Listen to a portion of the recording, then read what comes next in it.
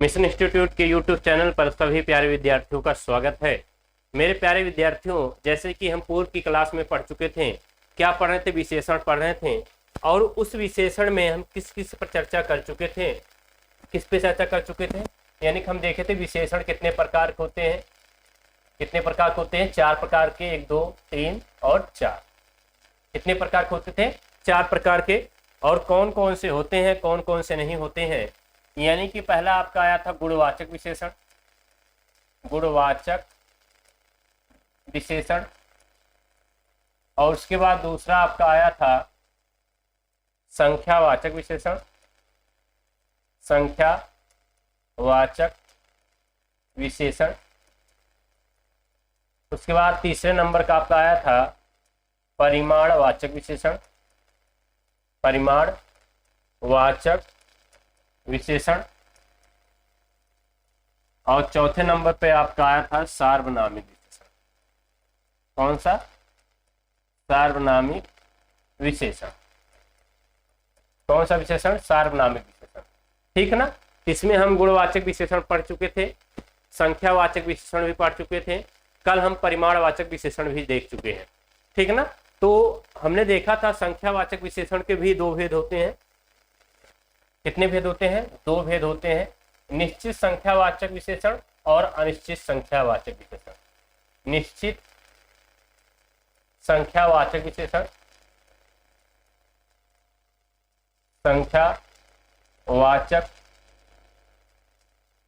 वाचक विशेषण। और दूसरा था आपका अनिश्चित संख्यावाचक, अनिश्चित संख्यावाचक विशेषण, संख्यावाचक विशेषण। यानी कि निश्चित संख्यावाचक विशेषण और अनिश्चित संख्यावाचक विशेषण। और निश्चित संख्यावाचक विशेषण के 5 भेद थे। कितने भेद थे? 5 भेद थे। पहला आपका था गणनावाचक विशेषण, दूसरा आपका था क्रमवाचक विशेषण, तीसरा था आपका वृत्तिवाचक विशेषण, चौथा था समूहवाचक या समुदायवाचक विशेषण, और 5वां था प्रत्येक बोधक विशेषण।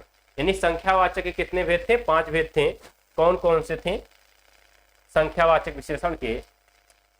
और रिकॉल करवा दे रहा हूं।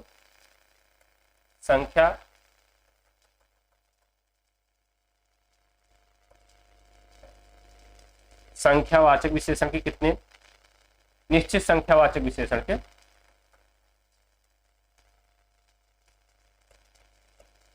निश्चित संख्यावाचक विशेषण, वाचक विशेषण। और निश्चित संख्यावाचक विशेषण में आप देख चुके थे, इसके कितने भेद थे? 5 भेद थे। कितने भेद थे? 5 भेद थे। कौन कौन सा था? पहला था आपका गणनावाचक विशेषण, गणनावाचक विशेषण।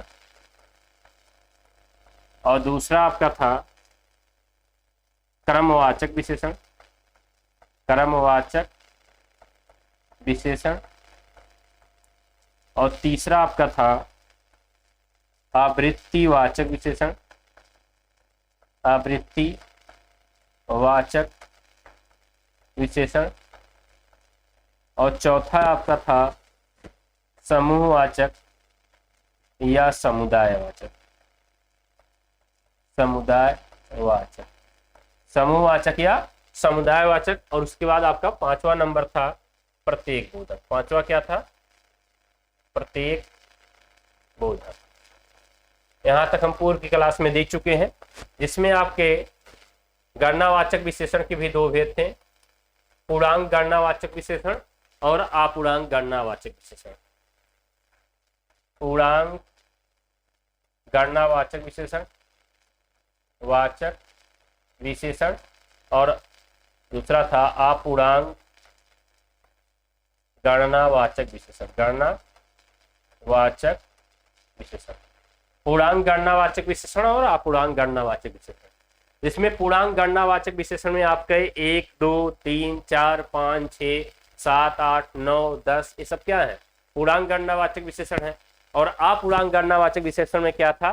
जैसे आधा हो गया, पौन हो गया, 1.5 हो गया, 2.5 हो गया, समझ ना, 3.25 हो गया, 3.5 हो गया ना, 2.5 हो गया, पौना हो गया। तो क्या थे?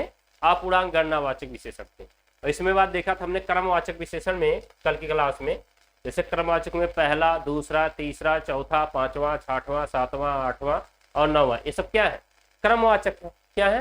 क्रमवाचक विशेषण है। कैसे विशेषण थे? क्रमवाचक विशेषण थे। उसके बाद हमने देखा था आवृत्ति। आवृत्ति के साथ गुना शब्द लगा रहता है। क्या लगा रहता है? गुना शब्द लगा रहता है। जैसे हमने कहा 2 गुना, 3 गुना, 4 गुना, 5 गुना, 6 गुना, 7 गुना, 8 गुना, 9 गुना, 10 गुना, यानी वो क्या हो गया? आवृत्तिवाचक विशेषण हो गया। समूह या समुदायवाचक विशेषण में, जैसे समूह या समुदायवाचक विशेषण में हमेशा समूह की बात की जाती है। किसकी बात की जाती है? समूह की बात की जाती है। जैसे हमने कहा दोनों, तीनों, चारों, पांचों, छो, ठीक है ना, दोनों लोग, तीनों लोग, ये सब क्या है? समूह या समुदायवाचक हो गया। और प्रत्येक बोधक में हमने देखा प्रत्येक, हर एक, सवा सवा, 2 2, ढाई ढाई, सब क्या है? प्रत्येक बोधक हो गए। क्या हो गए? प्रत्येक बोधक हो गए। अब आपका जो विशेषण बचा हुआ था, कौन सा बचा हुआ था विशेषण आपका? सार्वनामिक विशेषण। क्या पढ़ना है? सार्वनामिक विशेषण। अब सार्वनामिक विशेषण कहते किसे हैं, सर्वनामिक विशेषण होते कौन से, और सर्वनाम में और सार्वनामिक विशेषण में अंतर क्या होता है, इसे भी हम समझने का प्रयास करेंगे। ठीक है, आगे देखना। जैसे आपका है हो गया सार्वनामिक विशेषण, आपका आ गया सार्वनामिक विशेषण। सार्वनामिक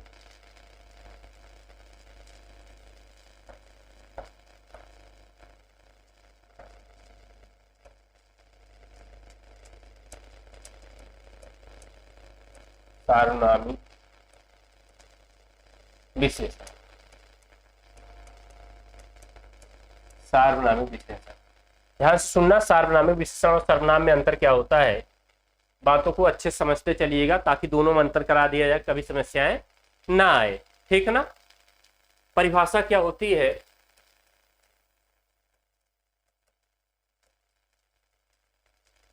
परिभाषा क्या होती है?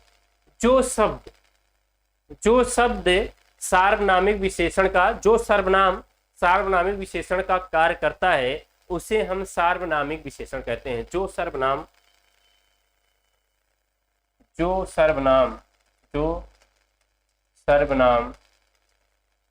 सार्वनामिक विशेषण का काम करता है, सार्वनामिक विशेषण का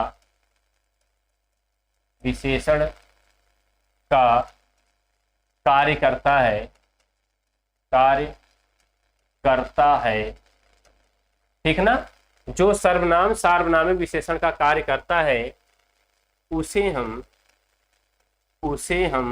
सार्वनामिक विशेषण कहते हैं। क्या कहते हैं? सार्वनामिक विशेषण कहते हैं। क्या कहते हैं? सार्वनामिक विशेषण कहते। क्या कहते हैं? सार्वनामिक विशेषण कहते हैं। अब सार्वनामिक विशेषण और सर्वनाम में क्या समझेंगे हम अंतर? सार्वनामिक विशेषण और सर्वनाम में क्या समझेंगे अंतर? एक तरफ देखिएगा सर्वनाम और दूसरी तरफ आपका आ जाता है सार्वनामिक विशेषण। सार्वनामिक विशेषण, सर्वनाम और सार्वनामिक विशेषण, अंतर समझने का प्रयास करेंगे।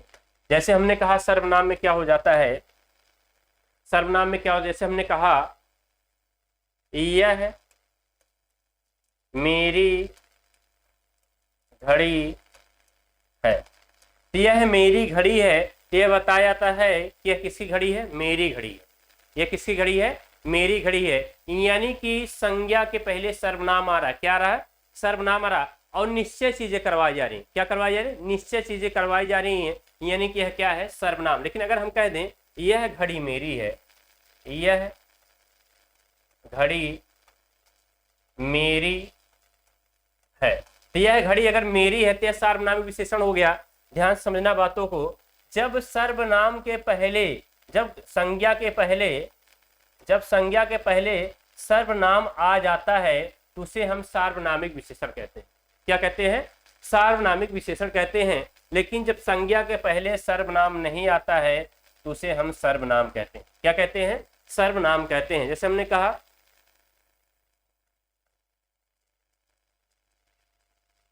कहा कोई दरवाजे पर खड़ा है, पता नहीं कौन खड़ा है, अनिश्चयवाचक सर्वनाम हो गया। क्या हो गया? अनिश्चयवाचक सर्वनाम हो गया। लेकिन इसी को हमने कह दिया, अगर इसी को हमने कह दिया कोई आदमी दरवाजे पर खड़ा है, दरवाजे पर खड़ा है, कोई आदमी दरवाजे पर खड़ा है, तो संज्ञा के पहले कोई आ गया और निश्चित है कोई आदमी ही है।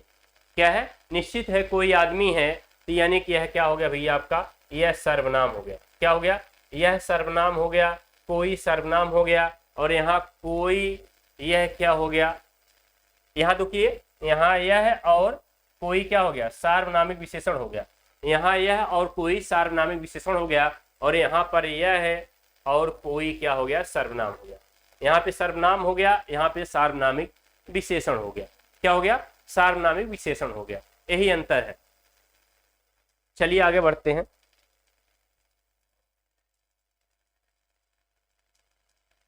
शॉर्ट स्क्रीन बना लो। अब अगला आपका टॉपिक होने जा रहा है क्रिया। कौन सा टॉपिक होने जा रहा है? क्रिया। अब क्रिया की तरफ हम देखते हैं कि क्रिया किसे कहते हैं। पहले बातों को समझते हैं। आपका अगला टॉपिक है क्रिया। क्या है? क्रिया। अब क्रिया कहते किसे हैं? जो हम कार्य करते हैं, जो हम कार्य करते हैं उसे हम क्या कहते हैं? क्रिया कहते हैं। उठना, बैठना, चलना, घूमना, टहलना, ये सब क्या है? क्रियाएं हैं। दौड़ना, खेलना, कूदना, सब क्या है? क्रियाएं हैं। यानी कि जो हम कार्य करते हैं या काम करते हैं उसे हम क्या कहते हैं? क्रिया कहते हैं, सीधी सीधी भाषा में। ठीक है? जो हम कार्य करते हैं या काम करते हैं,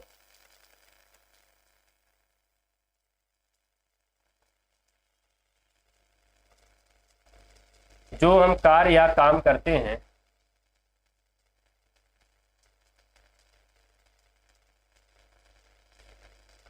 जो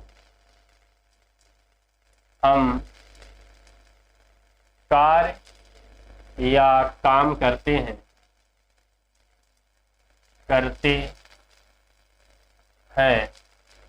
उन्हें हम क्रिया कहते हैं। उन्हें हम क्या कहते हैं? क्रिया कहते हैं। क्रिया कहते हैं। जो हम काम या कार्य करते हैं उन्हें हम क्या कहते हैं? क्रिया कहते हैं। क्या कहते हैं? क्रिया कहते हैं। और एक चीज ध्यान देखिएगा, क्रिया जो है मूल धातु में ना प्रत्यय, मूल धातु में ना प्रत्यय जोड़ने से क्या बनती है? आपकी क्रिया बनती है। क्या बनती है? आपकी क्रिया बनती है। यानी कि मूल धातु में ना प्रत्यय अगर आप जोड़ देंगे क्या बनता है? क्रिया बनती है। यानी कि जैसे हमने कहा पढ़ प्लस ना, तो आपका क्या हो जाएगा? पढ़ना। पढ़ना आपका क्या हो गया भैया? क्रिया हो गया। जैसे हमने कहा लिख प्लस ना, लिख प्लस ना क्या हो गया? लिखना। लिखना। जैसे हमने कहा चल प्लस ना, आपका क्या हो गया? चलना। चल प्लस ना आपका क्या हो गया? चलना। जैसे हमने कहा दौड़ प्लस ना, दौड़ प्लस ना आपका क्या हो गया? दौड़ना। क्या हो गया? दौड़ना। यानी कि पढ़ना, लिखना, दौड़ना, खेलना, कूदना, जैसे हमने कहा खेल प्लस ना, खेल प्लस ना आपका क्या हो गया? खेलना। क्या हो गया? खेलना। ये सब क्या है? आपकी क्रियाएं हैं। पढ़ना, लिखना, दौड़ना, खेलना, कूदना, टहलना, घूमना, सब क्या है? क्रियाएं। यानी कि मूल धातु में ना प्रत्यय जोड़ करके क्या बनाई जाती हैं? क्रियाएं बनाई जाती हैं। क्या बनाई जाती हैं? क्रियाएं बनाई जाती हैं। उन्हें हम क्या कहते हैं? क्रिया कहते हैं। क्या कहते हैं? क्रिया कहते हैं। अब देखते हैं कर्म के आधार पर या रचना के आधार पर क्रिया कितने भेद होते हैं। कर्म के आधार पर या रचना के आधार पर, कर्म के आधार पर या रचना के आधार पर, रचना के आधार पर क्रिया के भेद, क्रिया के भेद, ठीक है ना। कितने होते हैं? 2 होते हैं। कर्म के आधार पर या रचना के आधार पर क्रिया कितने भेद होते हैं? 2 भेद होते हैं ना। और रचना के आधार पे कहेगा तब भी क्रिया के 2 भेद हैं, और कर्म के आधार पर अगर पूछेगा तब भी क्रिया कितने भेद है? 2 ही भेद है। कितने भेद है? 2 भेद है। कौन कौन सी क्रियाएं हैं? सकर्मक क्रिया पहली आपकी आती है, सकर्मक क्रिया, सकर्मक क्रिया। उसके बाद दूसरी आपकी आती है अकर्मक क्रिया। दूसरी कौन सी आती है? अकर्मक क्रिया। सकर्मक क्रिया और अकर्मक क्रिया, ठीक है ना। यानी रचना के आधार पर क्रिया के 2 भेद है, यानी कर्म के आधार पर क्रिया कितने भेद है? 2 भेद है। कितने भेद है? 2 भेद हैं। यानी कौन कौन से हैं इसको भी देखने का हम प्रयास करते हैं, ठीक है। इधर देखना, ध्यान से बातों को समझना।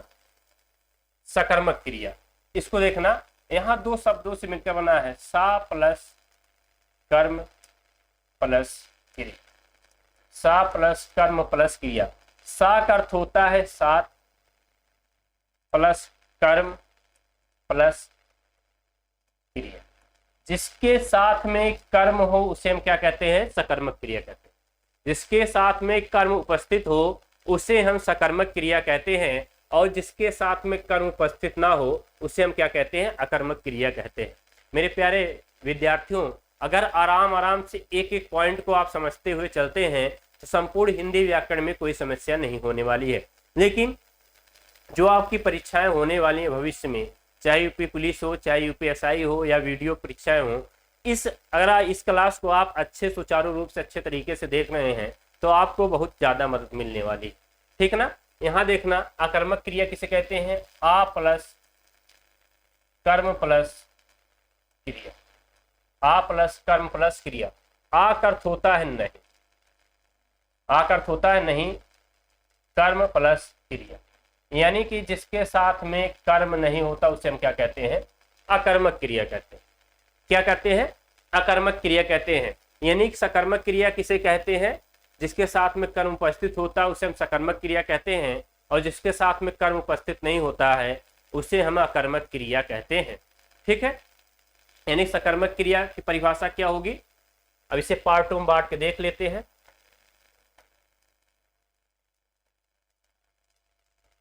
जिस क्रिया के साथ, जिस क्रिया के साथ, जिस क्रिया के साथ या जिस वाक्य में, ठीक है ना, क्रिया के साथ कर्म रहता है, कर्म रहता है, उसे हम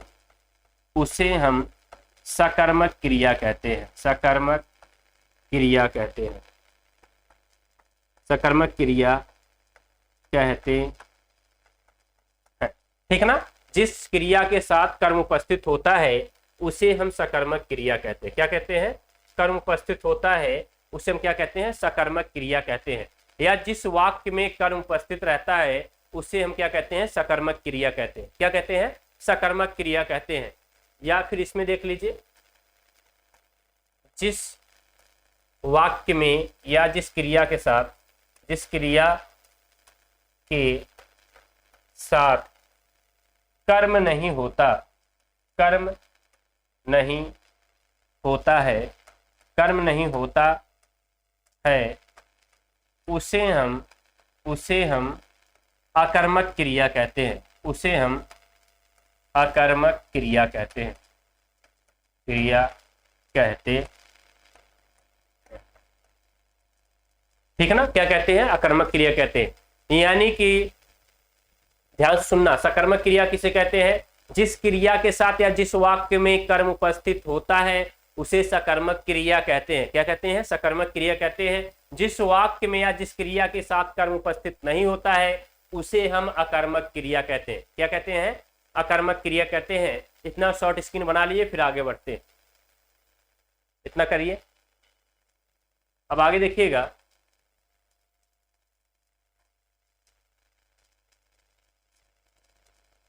सकर्मक क्रिया।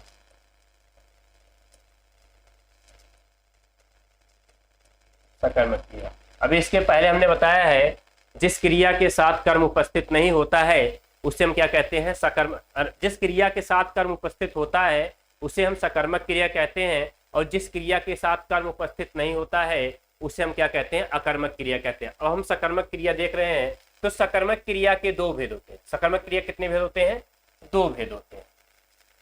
कितने भेद होते हैं, दो भेद। यानी कि एक कर्मक क्रिया, एक, या ऐसे देख लेते हैं,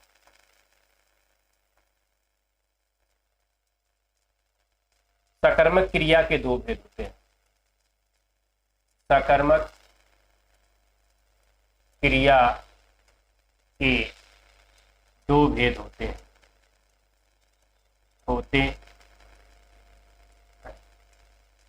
दो भेद होते हैं, ठीक है ना। कौन कौन से होते हैं, एक कर्मक क्रिया और दो कर्मक क्रिया। पहला आपका आता है एक कर्मक क्रिया, एक कर्मक क्रिया, और दूसरा आता है द्विकर्मक क्रिया। दूसरा क्या आता है, द्विकर्मक क्रिया। पहला आता है कर्मक क्रिया, दूसरा आता है द्विकर्मक क्रिया। एक कर्मक क्रिया में जहां एक कर्म उपस्थित होता है, जहां जिस वाक्य में, जिस वाक्य में एक कर्म उपस्थित होता है, एक कर्म होता है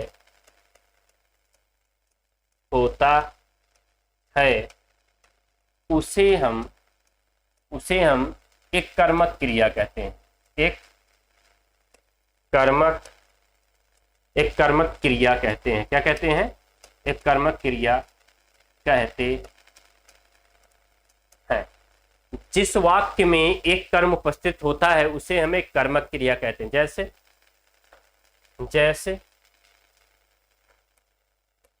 जैसे हमने कहा पिताजी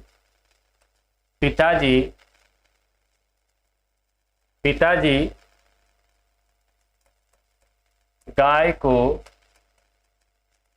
चारा दिया। पिताजी ने गाय को, पिताजी या पिताजी ने, कर लीजिए पिताजी यहां पे,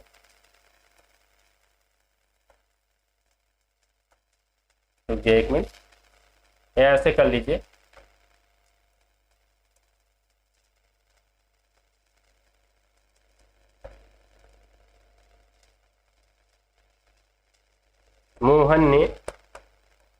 मोहन ने गाय, या इसको हटा दीजिए,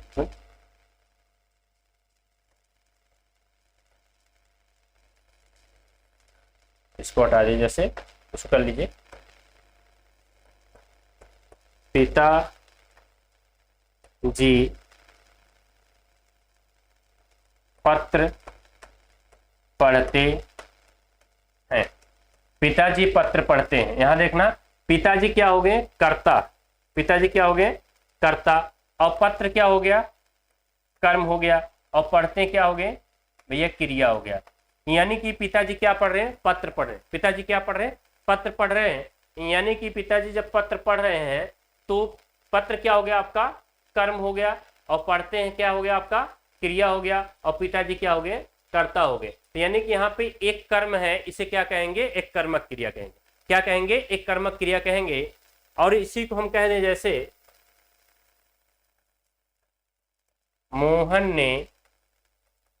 ने गाय को चारा दिया। मोहन ने गाय को चारा दिया।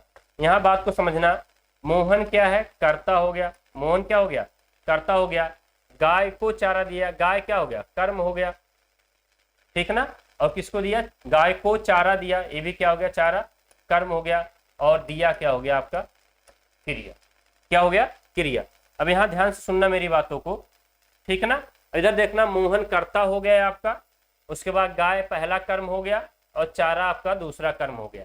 यानी कि जब दो कर्म आ रहे हैं तो वहां कौन सी क्रिया हो जाएगी, दो कर्मक क्रिया हो जाएगी। कौन सी क्रिया हो जाएगी, दो कर्मक क्रियाएं हो जाएंगी। कौन सी क्रियाएं हो जाएंगी, दो कर्मक क्रियाएं हो जाएंगी। अब ध्यान से बात को समझना, अब इसमें कोई एक कर्म जो है गौण कर्म होगा, कोई एक कर्म क्या होगा आपका मुख्य कर्म होगा। इसमें कोई एक कर्म क्या होगा गौण कर्म होगा और कोई एक कर्म क्या होगा मुख्य कर्म हो गया। और ध्यान सुनना, क्रिया के पहले जो कर्म आता है, क्रिया के पहले जो कर्म आता है वही क्या होता है आपका गौण कर्म होता है। क्या होता है,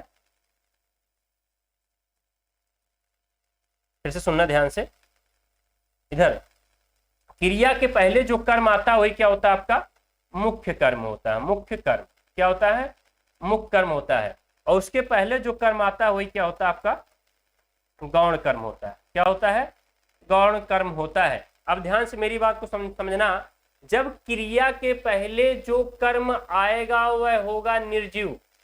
क्रिया के पहले जो कर्म आएगा वह क्या होगा निर्जीव। और निर्जीव सदैव कौन सा कर्म होगा मुख्य कर्म होगा। निर्जीव सदैव कौन सा कर्म होगा मुख्य कर्म होगा। और सजीव सदैव क्या होगा गौण कर्म होगा। क्या होगा गौण कर्म होगा। ध्यान से सुनना मेरी बात को, क्रिया के पहले जो कर्म आएगा वह मुख्य कर्म होगा। और मुख्य कर्म तभी होगा, मुख्य कर्म तभी होगा जब वह निर्जीव होगा। जब वह क्या होगा निर्जीव होगा। जब वह निर्जीव होगा तो वह मुख्य कर्म होगा। और उसके बाद हमेशा देखना, जो आपका गौण कर्म होता है उसके साथ कोई न कोई विभक्ति चिन्ह लगा होता है। जो आपका गौण कर्म होता है उसके साथ कोई न कोई विभक्ति चिन्ह लगा होता है। 2 पॉइंट याद करना, सिंपल सी बात है, क्रिया के पहले निर्जीव कर्म आएगा, क्रिया के पहले निर्जीव कर्म आएगा तो वही आपका मुख्य कर्म कहलाएगा। और उसके पहले जो कारक विभक्ति चिन्ह के साथ कर्म आएंगे सजीव होगा, वही आपका गौण कर्म कहलाएगा। और वहां पे यहाँ पे देखिएगा 2 कर्म है, इसे हम क्या कहेंगे दो कर्मक क्रिया कहेंगे। क्या कहेंगे दो कर्मक क्रिया। जैसे हमने कहा पिताजी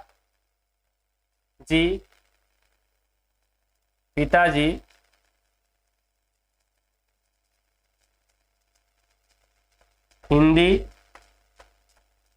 पढ़ते हैं। पिताजी हिंदी पढ़ते हैं। पिताजी क्या हो गए भैया कर्ता हो गए। पिताजी क्या हो गए कर्ता हो गए। हिंदी क्या हो गया आपका कर्म हो गया। और पढ़ते हैं क्या हो गया आपका क्रिया। क्या हो गया क्रिया। यानी कि यहाँ एक कर्म है इसे एक कर्मक कहेंगे, यहाँ 2 कर्म है इसे क्या कहेंगे 2 कर्मक क्रिया कहेंगे। बातें समझ में आ गई, बातें समझ में आ गई कि नहीं। यहाँ तक आगे बढ़े फिर। अब आगे देखिएगा, एक कर्मक 2 कर्मक समझ में आया। जिस वाक्य में एक कर्म होता है वहां एक कर्मक क्रिया होती है। जिस वाक्य में 2 कर्म होता है वहां द्विकर्मक क्रिया होती है। कौन सी क्रिया होती है द्विकर्मक क्रिया होती है। और हमेशा देखिएगा द्विकर्मक क्रिया में एक गौण कर्म होता है और एक मुख्य कर्म होता है। और क्रिया के पहले जो निर्जीव कर्म आता है, क्रिया के पहले जो निर्जीव कर्म आता है वही मुख्य कर्म कहलाता है। और जो सजीव कर्म आता है वही गौण कर्म कहलाता है। यानी कि निर्जीव कर्म क्या होगा मुख्य कर्म होगा, सजीव कर्म क्या होगा गौण कर्म होगा। क्या होगा गौण कर्म होगा। यहां तक शॉर्ट स्क्रीन बना लीजिए फिर आगे बढ़ते हैं।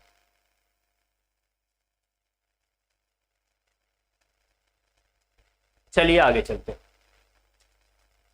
अब आगे देखिएगा,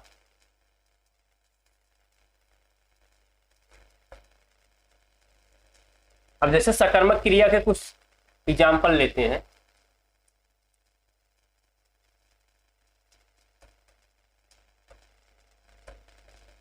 जैसे हमने कहा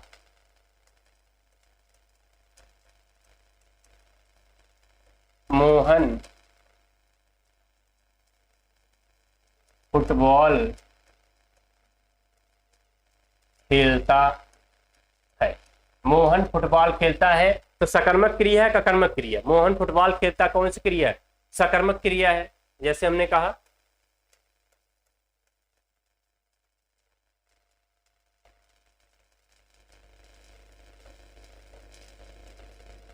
जैसे हमने कहा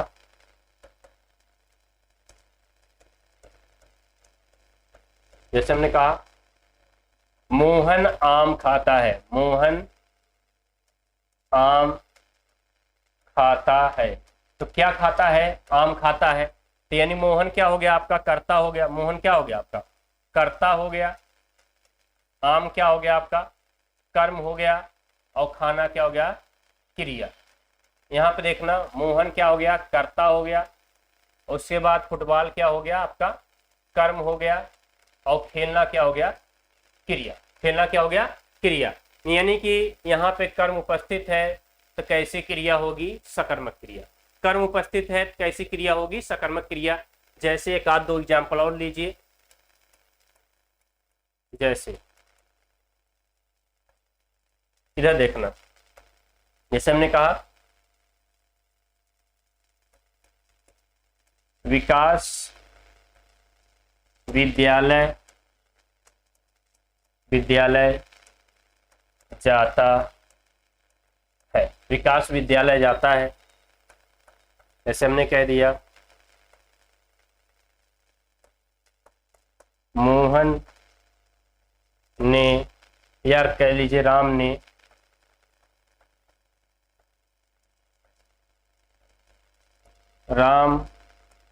ने बाण से रावण मारा। रावण, या रावण को हटा दीजिए इसको। राम ने या राम स्कूल जाता है, स्कूल जाता है। जैसे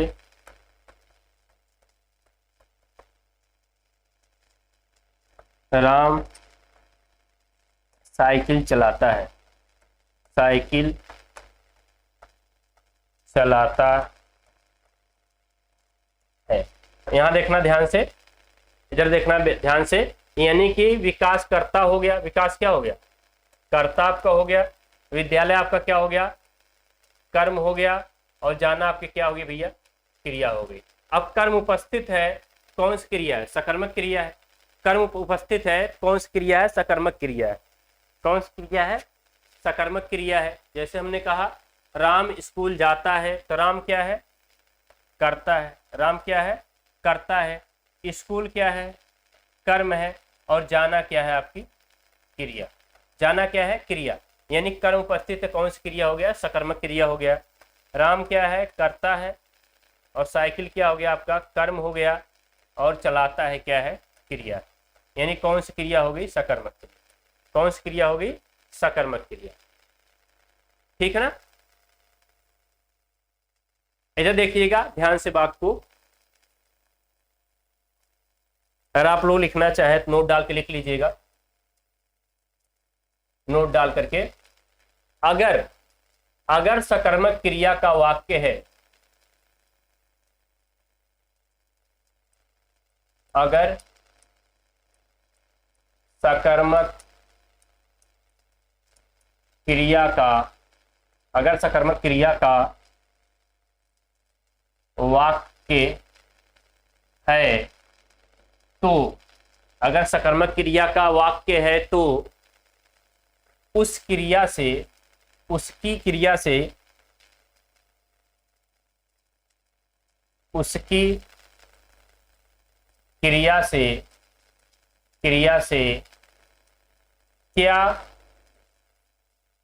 किसे, किसको, क्या, किसे, किसको प्रश्न करने पर, प्रश्न करने पर यदि क्रिया उत्तर देती है, यदि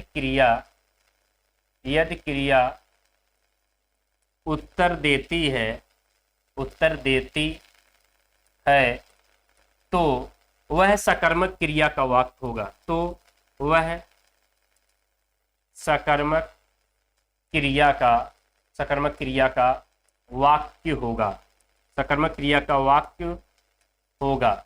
नहीं तो अगर क्रिया उत्तर नहीं देती है, नहीं तो अगर क्रिया उत्तर नहीं देती है, अगर क्रिया उत्तर नहीं देती है तो वह अकर्मक क्रिया का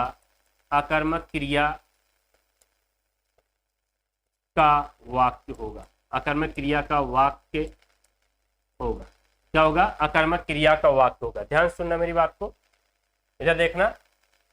अगर सकर्मक क्रिया का वाक्य है, किस क्रिया का है, सकर्मक क्रिया। अगर सकर्मक क्रिया का वाक्य है तो क्या किसे किसको, क्या किसे किसको, क्या किसे किसको प्रश्न करने पर यदि क्रिया उत्तर देती है तो वह सकर्मक क्रिया का वाक्य होगा। किस क्रिया का होगा, सकर्मक क्रिया का वाक्य होगा। अगर क्या किसे किसको प्रश्न करने पर क्रिया उत्तर नहीं देती है तो वह किस क्रिया का वाक्य होगा, अकर्मक क्रिया का वाक्य होगा।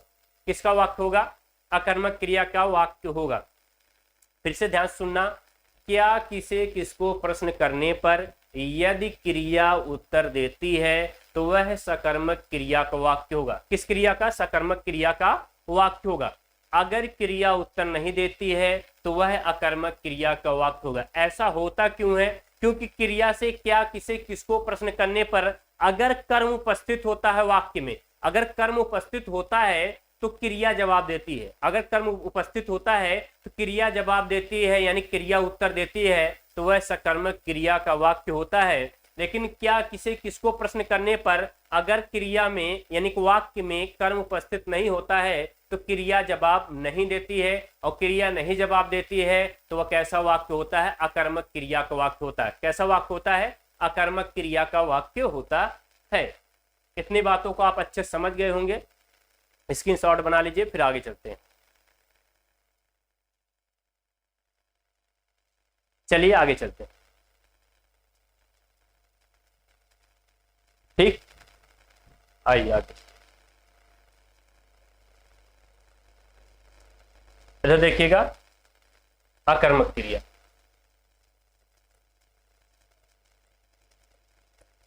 अकर्मक क्रिया, अब इसकी परिभाषा हम बता ही चुके हैं। जिस वाक्य में कर्म उपस्थित नहीं होता है उसे हम अकर्मक क्रिया कहते हैं। जिस वाक्य में, जिस वाक्य में कर्म उपस्थित नहीं होता है, कर्म नहीं होता है, कर्म नहीं, जिस वाक्य में कर्म नहीं होता है, कर्म नहीं होता है, उसे हम अकर्मक क्रिया कहते हैं। क्या कहते हैं, अकर्मक क्रिया कहते हैं। क्या कहते हैं, अकर्मक क्रिया कहते हैं। जिस वाक्य में कर्म उपस्थित नहीं होता है उसे हम अकर्मक क्रिया कहते हैं। क्या कहते हैं, अकर्मक क्रिया कहते हैं। जैसे हमने कहा, जैसे हमने कहा राम रोता है, राम रोता है। जैसे हमने कहा सीता हंसती है, सीता हंसती है। जैसे हमने कहा मोहन दौड़ता है,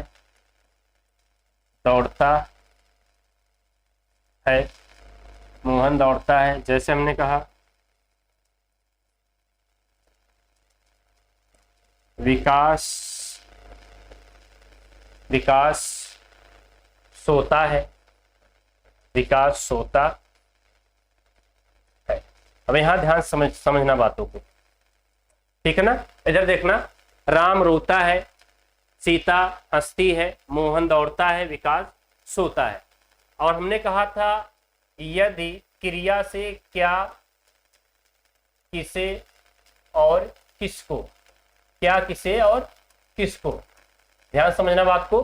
क्या किसे किसको यदि क्रिया से प्रश्न किया जाए, क्रिया अगर उत्तर देगी तो सकर्मक क्रिया, अगर क्रिया उत्तर नहीं देगी तो कौन सी क्रिया होगी, अकर्मक क्रिया।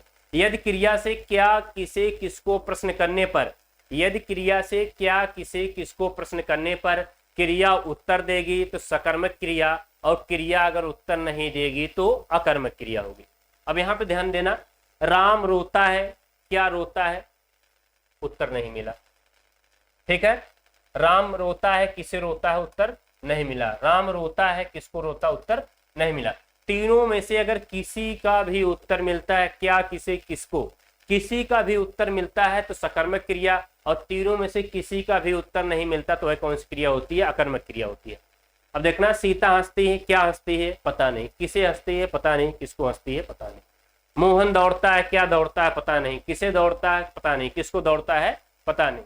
विकास सोता है, क्या सोता है, पता नहीं, किसे सोता है, पता नहीं, किसको सोता है, पता नहीं। अब यहाँ पे देखना, राम क्या है, कर्ता, राम क्या है, कर्ता है, और रोना क्या है, क्रिया, कर्म उपस्थित नहीं है। सीता क्या है, कर्ता है, सीता क्या है, कर्ता है, हंसना क्या है, क्रिया, कर्म उपस्थित नहीं। मोहन क्या है, कर्ता है, और दौड़ना क्या है, क्रिया, यानी कर्म उपस्थित नहीं है। विकास क्या है, कर्ता है, और उसके बाद सोता क्या है, आपकी क्रिया है, यानी कर्म उपस्थित नहीं है। यहाँ देखिएगा, कर्ता और क्रिया है लेकिन कर्म उपस्थित नहीं है। और क्या, किसे, किसको प्रश्न करने पे क्रिया जवाब भी नहीं दे रही, यानी उत्तर भी नहीं दे रही है। जब क्रिया उत्तर नहीं देती है तो वहां कौन सी क्रिया होती है, अकर्मक क्रिया होती है। कौन सी क्रिया होती है, अकर्मक क्रिया होती है। उम्मीद है यहाँ तक बातें समझ में आ चुकी होंगी। अब जो अगली क्लास आपकी होगी तो वहां हम बताएं कुछ स्वाभाविक क्रियाएं होती हैं, जो स्वाभाविक यानी गतिमान क्रियाएं होती हैं, उसमें कौन सी क्रिया होती है, अकर्मक क्रिया होती है। जो स्वाभाविक या गतिमान क्रियाएं होती हैं वहां कौन सी क्रिया होती है, अकर्मक क्रियाएं होती हैं। अगले क्लास में इसको हम चर्चा करते हुए फिर आगे की तरफ हम बढ़ते रहेंगे। और मेरे प्यारे विद्यार्थियों, जितना मैं समझा पढ़ा दे रहा हूँ, उम्मीद करता हूँ आपको समझ में भी आ रहा होगा, और आप नोट डाउन करते हुए भी चलते, साथ साथ में चलते होंगे। ठीक है ना। और अब कुछ क्रियाएं ऐसी हैं जो स्वाभाविक क्रियाएं होती हैं, वो सदैव अकर्मक क्रिया होती हैं। जैसे पक्षी आसमान में उड़ता है, अकर्मक क्रिया है। बूंद बूंद से घड़ा भरता है, अकर्मक क्रिया है। ठीक है ना। जैसे मछली जल में तैरती है, अकर्मक क्रिया है। कुछ क्रियाएं स्वाभाविक क्रियाएं यानी गतिमान क्रियाएं होती हैं, तो वह सदैव कैसे क्रियाएं कहलाती हैं, अकर्मक क्रियाएं कहलाती हैं। ये अगली क्लास में हम चर्चा करेंगे। आज की क्लास यहीं तक रखते हैं। ठीक है ना। थैंक यू क्लास, जय हिंद। शॉर्ट स्क्रीन बना लीजिएगा सभी लोग। ठीक है ना। Thank you class.